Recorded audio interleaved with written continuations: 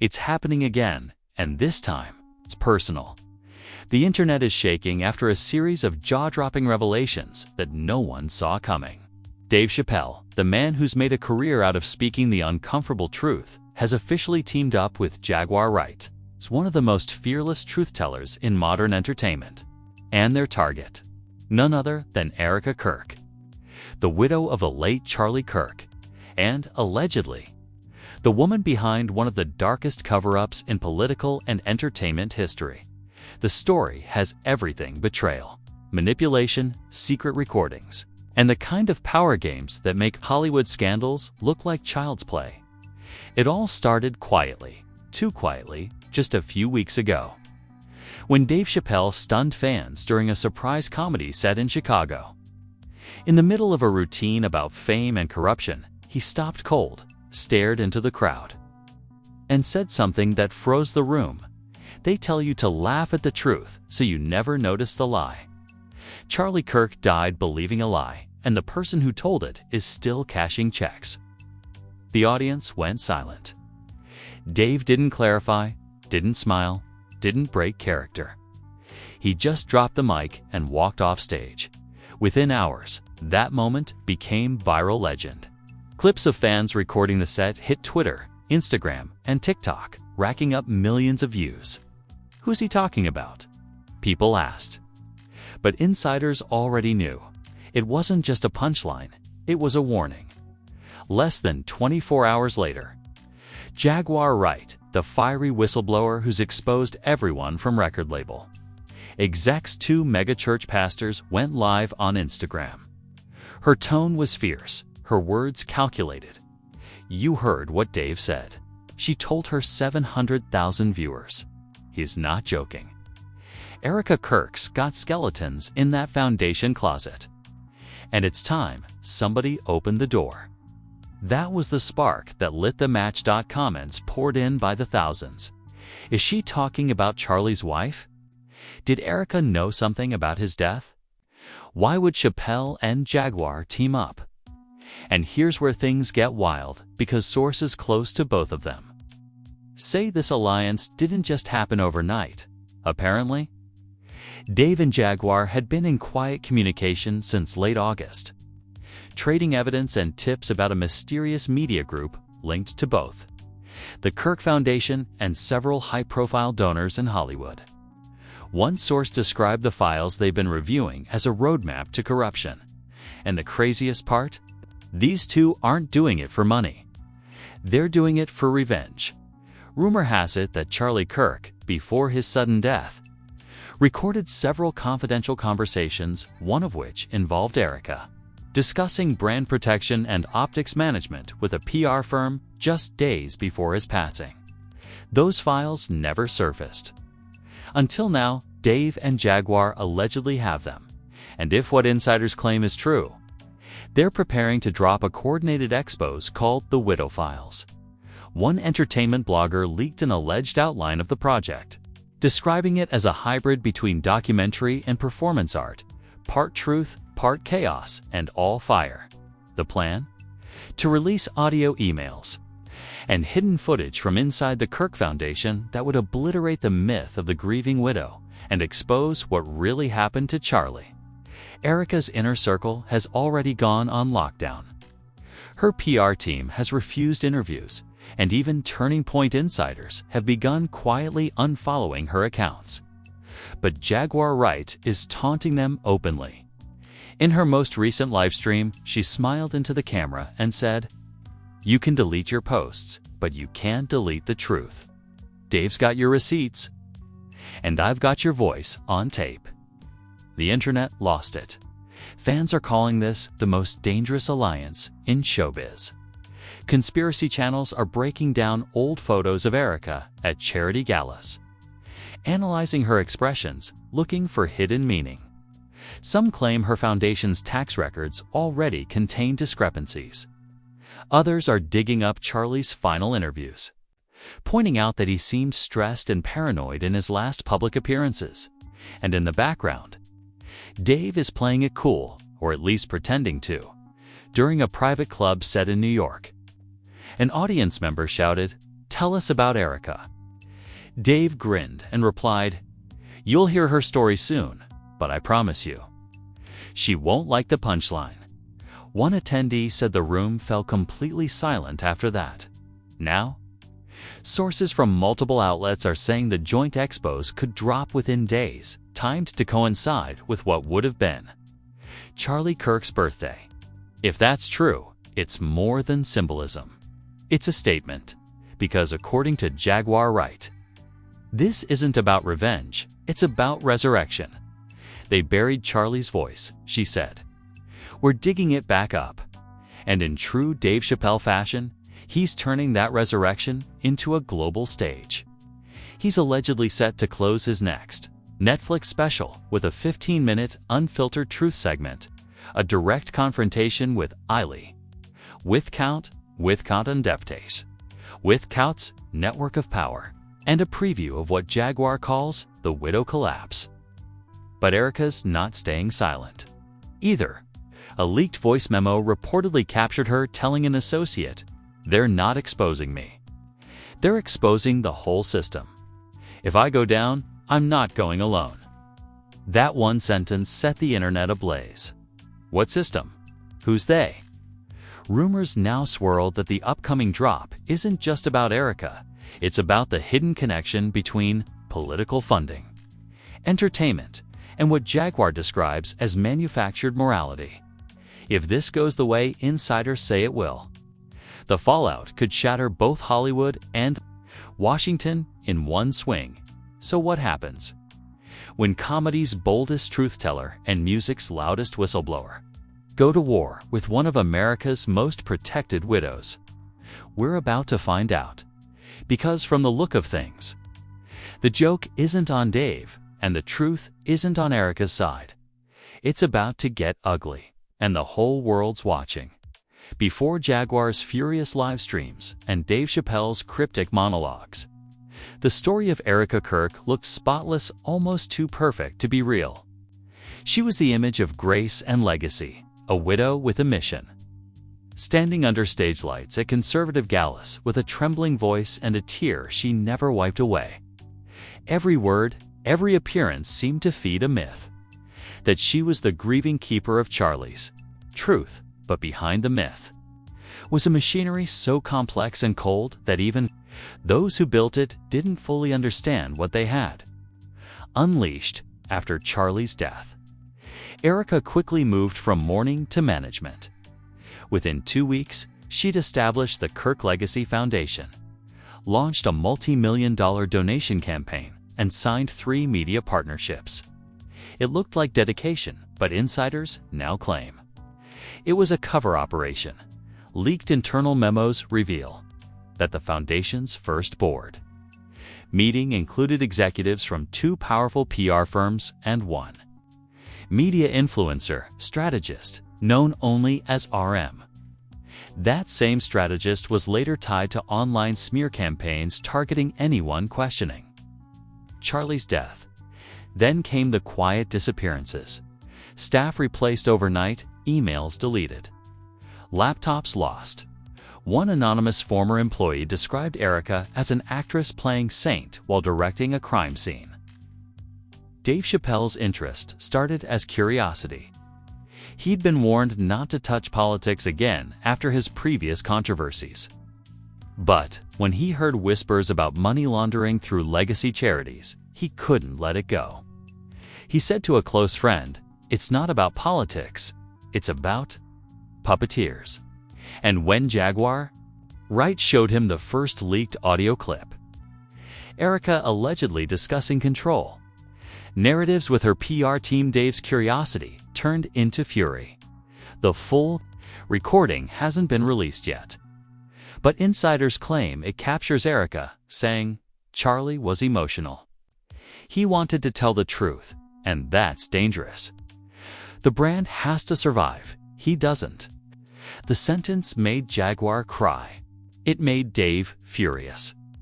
And it started a partnership that now has the world watching. From there, Dave and Jaguar started digging. They uncovered a pattern of transactions. millions of dollars in consulting fees sent from the foundation to offshore accounts. The recipients were mostly anonymous shell companies registered under vague names: Golden Ladder LLC, Virtue Media Limited, FaithWorks International. But one name appeared repeatedly in the financial trails: Kirk. When confronted by reporters, Erica brushed off the allegations, claiming it was a technical error. But 2 weeks later, she sold one of her properties in Utah and vanished from public view. Meanwhile, Jaguar started naming names. She alleged that Operation Widow Halo, a PR initiative meant to memorialize Charlie's work, was actually designed to redirect his political influence to hidden donors. She described private meetings where you ever notice how people die right when they start telling the truth? And the people crying hardest always have the biggest checkbooks. He didn't name names, but the crowd didn't need him to. It was during this phase that Erica began to realize she'd lost control of the narrative. Insiders say she called Jaguar directly, leaving a voicemail that leaked hours later. "Stop before you destroy yourself. You don't understand who you're really exposing." The internet exploded with theories. Who was she referring to? Was there someone above Erica? A political donor? A hidden handler? Jaguar only responded once, in a tweet that's since been deleted. "I know exactly who I'm exposing." That's why they're scared. Then came the first real leak-a 42-minute recording between Erica and a foundation board member. In it, she discussed transitioning, assets, silencing liabilities, and safeguarding reputation through public sacrifice. The words chilled even her supporters. Dave posted a reaction video with one line of caption. She said it herself. From that moment, the Widow Files investigation became unstoppable. Dozens of anonymous insiders started sending information to independent journalists, revealing decades of political ties, cover stories, and hidden accounts. And for the first time, Erica Kirk wasn't seen as the grieving widow anymore. She was the architect, the quiet puppeteer behind an empire built on deception. But the strangest part of all, new evidence suggests that Charlie knew in the final weeks before his death. He'd started distancing himself from the foundation. He canceled appearances. He stopped posting. And according to one close aide, he'd written a message on a yellow notepad the day before he died: "If something happens, check the vault." That note was never found. Dave and Jaguar believe it points to a hidden drive somewhere in Charlie's old office containing proof that Erica wasn't just protecting herself. She was protecting a network powerful enough to silence anyone who tried to expose it. Now, both of them are preparing to release what they call the Widow Collapse Files.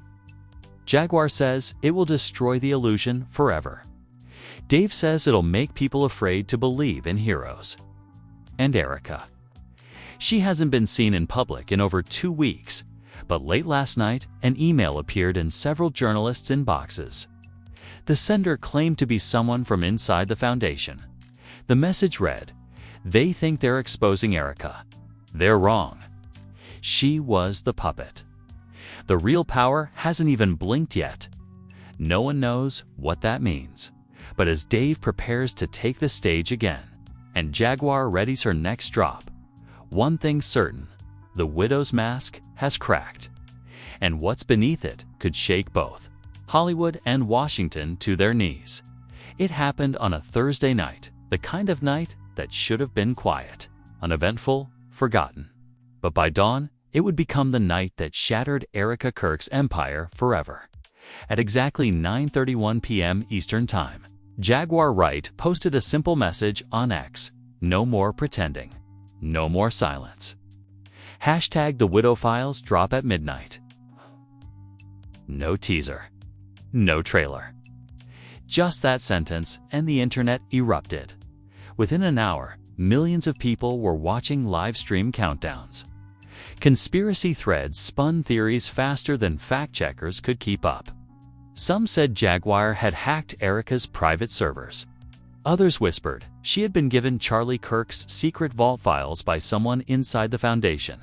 At 11:59 p.m., Jaguar appeared live on her Instagram. Her hair was tied back, her face pale but steady. Behind her was a stack of black binders. "They lied about Charlie's death," she began. "They lied about the foundation. And they lied about Erica."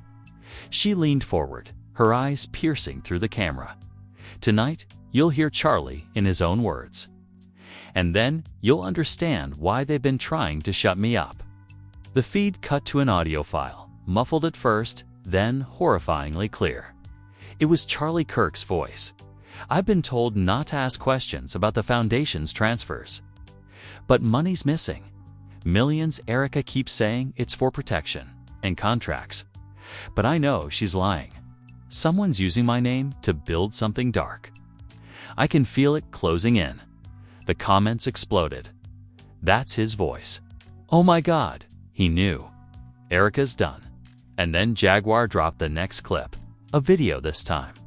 A hidden camera recording from a private meeting inside the Kirk Foundation's boardroom. Dated just 2 days after Charlie's final public appearance, the footage showed Erica seated at the head of the table. Her tone cold, controlled, every word perfectly calculated. "We can't let his files get out. Delete everything on the server. If anyone asks, say he was paranoid. We protect the mission, not the man." Gasps filled the chat. Thousands of people began screen recording the stream. Knowing it might not stay up for long, but Jaguar wasn't finished. She turned back to the camera, trembling now. "You see this?" she said, holding up a printed email. This was sent to Erica from someone named CH 2 hours before Charlie died. She read aloud, "He's asking questions again. Handle it before the event. Don't let it reach Dave." The comment section exploded with one repeated question. Who is CH? The initials didn't match anyone publicly tied to the foundation. But within minutes, amateur sleuths online discovered a shocking link.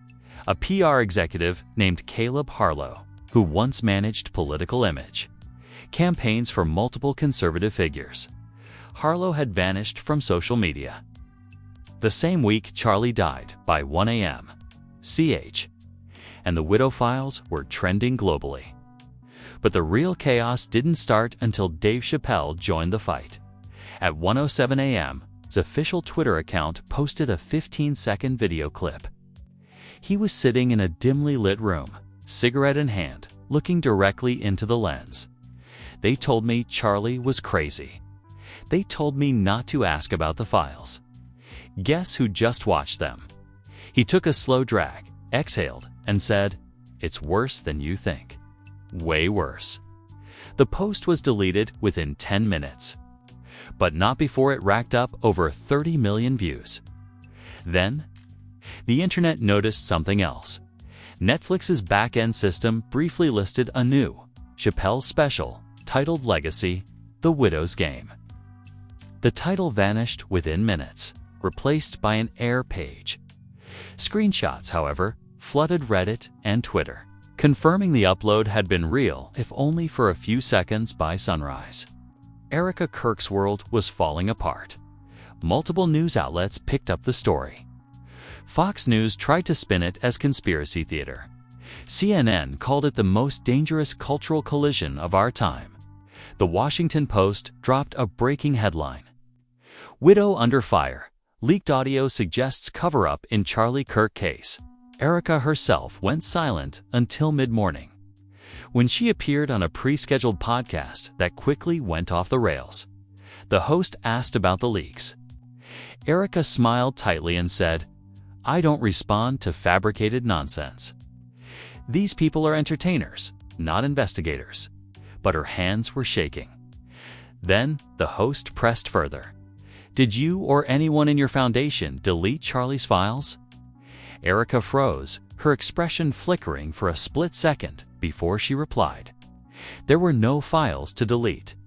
That clip spread like wildfire. Every major outlet ran the headline, "Erica denies files existed." But within hours, a second whistleblower, came forward, a former IT specialist for the foundation, claiming he had personally wiped multiple drives under executive order. He provided metadata proving that Charlie's laptop, that single sentence, sent social media into an absolute meltdown, because if Erica wasn't the one pulling the strings, then who was? Was there a higher power behind the foundation? A hidden financier? A political machine? And most disturbingly was that the secret Charlie Kirk died for. No one knew yet. But Dave and Jaguar had promised that part 2 of The Widow Files would answer that question, and according to a cryptic post Jaguar made before vanishing again, the next release wasn't just about Erica Kirk, it was about the people above her. She wasn't the boss, Jaguar wrote. She was the cover story. The countdown to the next revelation had begun. What followed in the days after The Widow Files, Part 1, felt like something out of a psychological thriller, except this time it was real. The internet wasn't sleeping. News anchors were slurring their words on air from exhaustion. Celebrities who had once praised Erica Kirk were now deleting old posts, pretending they'd never known her. Dave Chappelle had gone dark. No appearances, no social media, no updates, and Jaguar Wright's accounts were suspended across every platform. But then, on the 4th day, a mysterious post appeared on Reddit. It was titled simply, "Part 2 is already in motion." Attached was a single link, a video file labeled Cassandra.mp4. When users opened it, they didn't see Jaguar or Dave. They saw a dimly lit office. The camera aimed at a man's trembling hands, holding a folder stamped confidential. Polaris Group Holdings. A distorted voice spoke off camera. Erica was never the boss. She was the bridge. The man in the video flipped open the folder. Inside were photos, Charlie and Erica sitting in meetings with unidentified executives, documents marked Project Cassandra, and a ledger showing transfers between the Kirk Foundation and a corporate entity named Celsius Strategies. Headquartered in Washington, D.C., next to every transaction was a codename: White Star, Pilgrim, Archangel. And then one line written in pen across the page: "Do not let Chappelle get this." The internet exploded. For the first time, people began connecting the Kirk scandal to something much bigger. Anonymous researchers discovered that Celsius Strategies was a lobbying firm tied to both political think tanks and entertainment industry investments. In short, it was a cross-industry laundering pipeline. Jaguar Wright had been right. Erica wasn't the end. She was the delivery system. The next morning, anonymous whistleblower reached out to an independent journalist. They claimed to be part of Erica's communications cleanup team. The message they sent was short, but devastating. Erica's role was never about money. It was about influence. Charlie didn't die because of what he said. He died because of who he talked to. That same day, a new video surfaced. It was grainy and looked like security footage, time-stamped from 2 weeks before Charlie's death. It showed Charlie meeting with a man in a black suit inside a luxury hotel bar. The man's face was obscured, but his voice was clear. "You're in over your head, son. You're poking at a sleeping empire." Charlie's voice responded, calm but firm. "Then it's time someone wakes it up." The video ended there, by noon. Dave Chappelle's official YouTube channel uploaded a black screen with white text reading, "They told me to stop. I didn't." 5 minutes later, a new clip premiered, titled "The Real Widow Files." It wasn't comedy. It was chaos. Jaguar Wright appeared first, her tone trembling but defiant. "Erica's not the villain. She's the warning. The real enemy wears a suit and funds both sides of every war: media, politics, culture. Charlie found them. They silenced him. And now they're trying to erase us." Then Dave appeared, seated in front of what looked like a bunker wall, cigarette burning between his fingers. "You think it's about money? Nah, it's about control." They turned death into PR. They turned truth into merchandise. And they think nobody notices. But we noticed. He took a drag, exhaled, and said the line that would ignite every platform. Charlie's last sermon wasn't about God. It was about them. Immediately, the stream began glitching. Viewers reported static and audio distortion. In the final few seconds before the video cut, a robotic voice layered over Dave said, "Polaris sequence initiated." Then the screen went black. Twitter erupted in panic. Polaris trended globally. People scrambled to decode it. Was it the same Polaris from previous leaks? A program? A code name? A digital kill switch? Journalists discovered that Polaris Group Holdings, the name on the folder from the Cassandra video, was a shell conglomerate registered to an offshore network spanning 11 countries, including subsidiaries linked to Celsius, strategies, and multiple political donors connected to both U.S. parties. The pieces were coming together. But the picture was horrifying. Erica wasn't the puppet master. She was the bait, according to Jaguar's narration in the video. Erica had been recruited by Polaris years before Charlie's death. Her job was to funnel donations, reshape public narratives, and act as a controlled opposition figure, someone who looked righteous enough to inspire trust, but loyal enough to the system to ensure nothing ever changed. Charlie, however, had started asking questions about missing money, off-book projects, and strange sponsorships that didn't match their mission statements. That's when he vanished. Jaguar's final statement in the video was raw and haunting. They didn't kill him to silence him. They killed him to recycle him. His death became a brand, and the woman crying on stage was paid to sell it.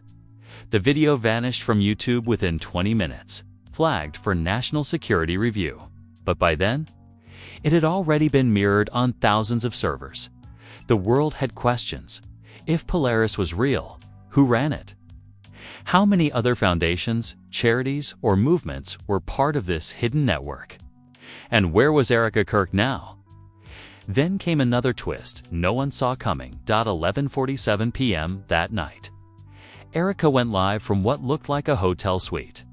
Her hair was undone, her eyes red. She looked broken and scared. "They're framing me," she said, voice shaking. "They said if I stayed quiet, they'd protect me. But they lied. Charlie wasn't supposed to die, he was supposed to disappear." She paused, trembling. "They're watching me right now. They told me I'd be next if I said anything. But it's too late." Dave Jaguar. Global influence network Polaris under Ian Vice Taijigawan.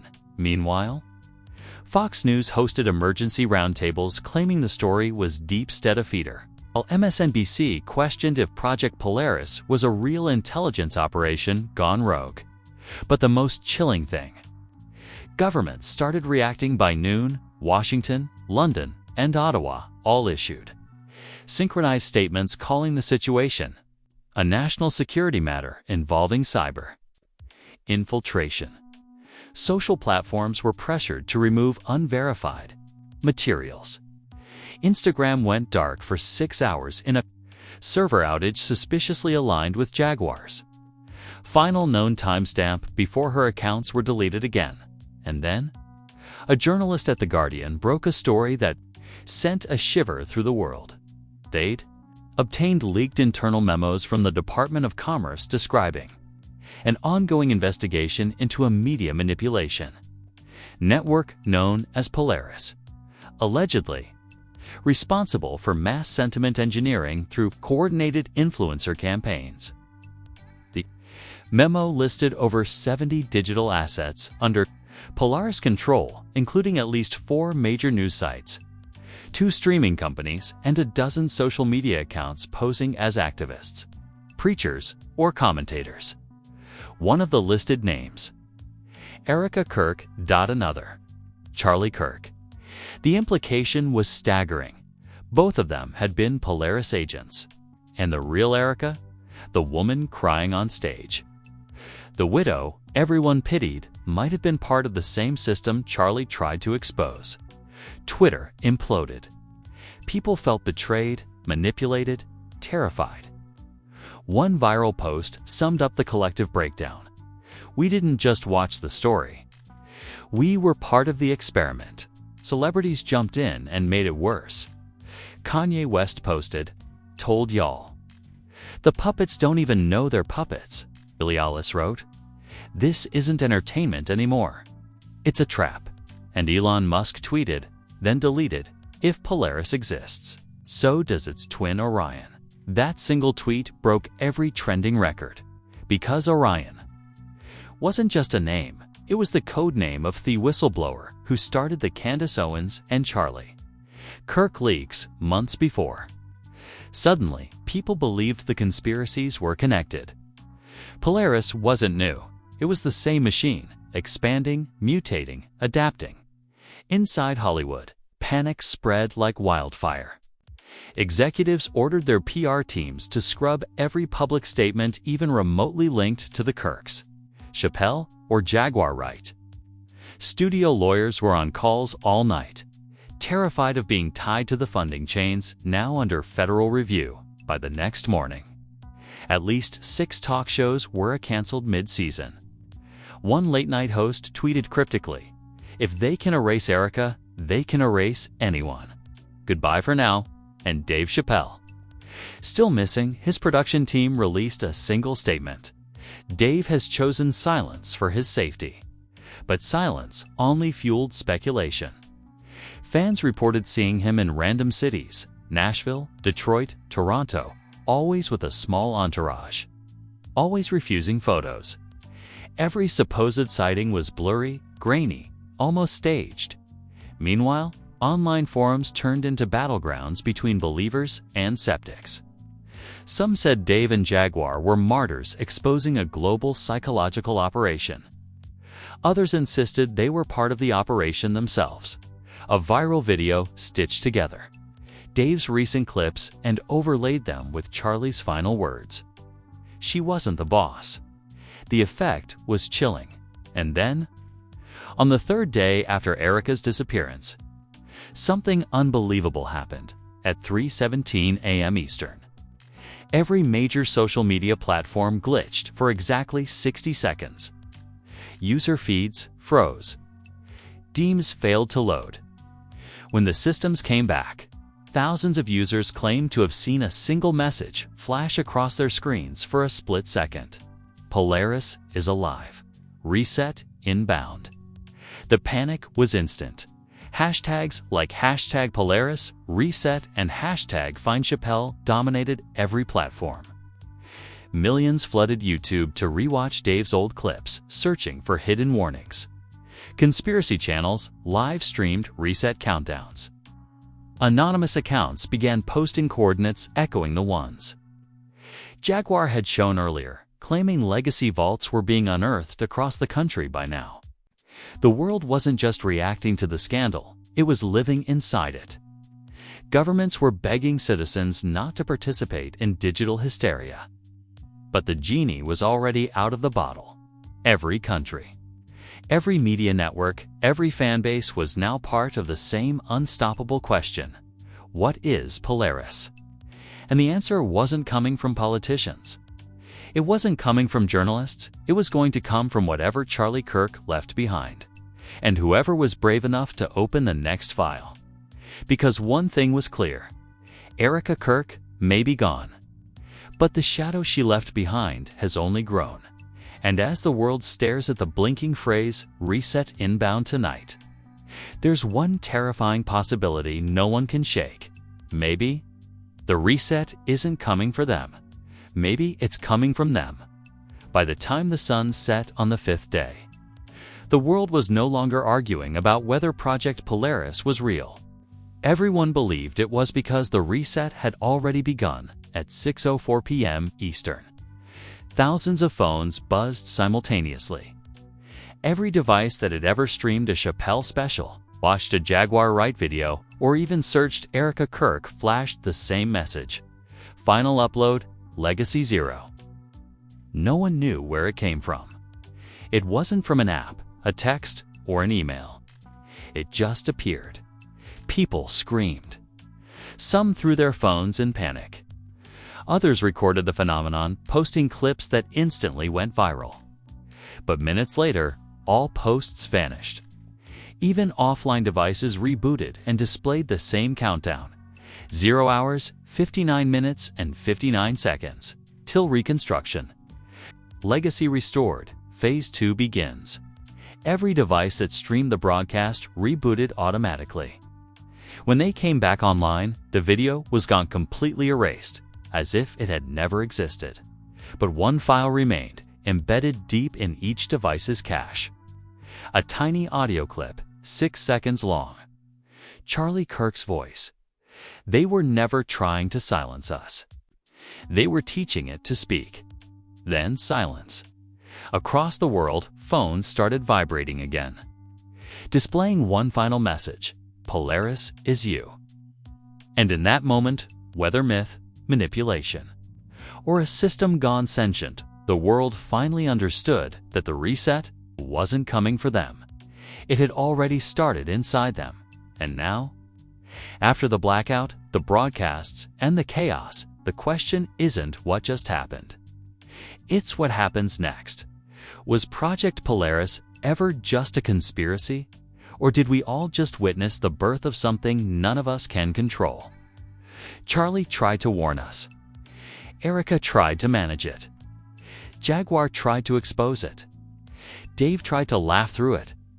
And in the end, all of them were consumed by the same force, a system that doesn't just manipulate truth.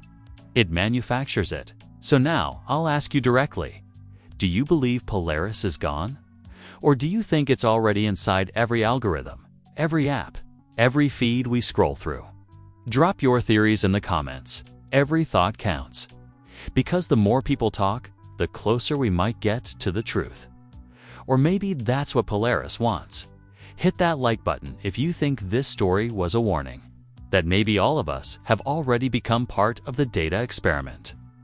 Share this video with everyone before it disappears too, because content is vanishing faster than anyone can archive it. And the files left behind may hold answers no one's supposed to see. And if you're not subscribed yet, now's the time. Because this isn't over. There are whispers that another drive was found, something labeled Legacy 1, Phase 2. If that's real, it means there's still more truth buried under all this chaos. We'll be here when it drops. We'll decode it together, because if Dave was right, if we didn't just watch Polaris evolve but helped it evolve, then maybe, just maybe, the next upload isn't about them at all. It's about us. Stay awake, stay alert, and remember the final words that flashed across every screen. Polaris is you.